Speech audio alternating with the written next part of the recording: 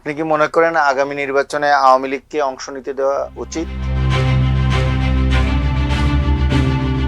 বিএনপির যে ভূমিকা আওয়ামী লীগের নির্বাচনে অংশগ্রহণ করার ব্যাপারে এ নিয়ে আপনি কি বলবেন?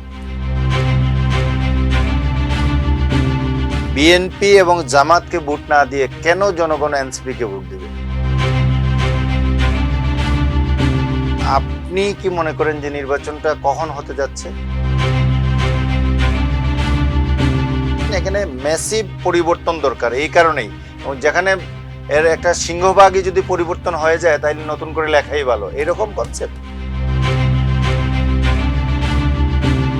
বিএনপি জামাত বড় রাজনৈতিক দলগুলোর সাথে ঐকমত্য না হয় সেই ক্ষেত্রে আপনি কি মনে করছেন যে এটা কোনো সমস্যার সৃষ্টি করবে? আপনারা কি সন্দেহ করছেন যে এর পরবর্তীতে যারা ক্ষমতায় আসবেন তারা ক্ষমতায় এলে, নির্বাচিত সংসদ এলে তাদের দ্বারা বিচার প্রক্রিয়া কিংবা সংস্কার কাজটা ব্যাহত হতে পারে? আপনি কি মনে করেন যে এই জুলাই গণ অভ্যুত্থানটা রাইট ট্র্যাকে আছে নাকি এটা অলরেডি বিচ্যুত হয়ে গেছে? বাংলাদেশের মানুষের জন্য কথা বলতে গেলে যে নিবন্ধন একটা শর্ত, বিষয়টা তেমন নয়।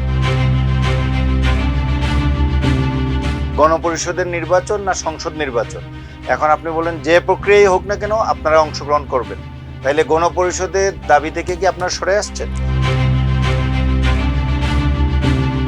24 জুলাইয়ের গণ অভ্যুত্থানে তরুণরাই কিন্তু নেতৃত্বে এগিয়ে আসছে।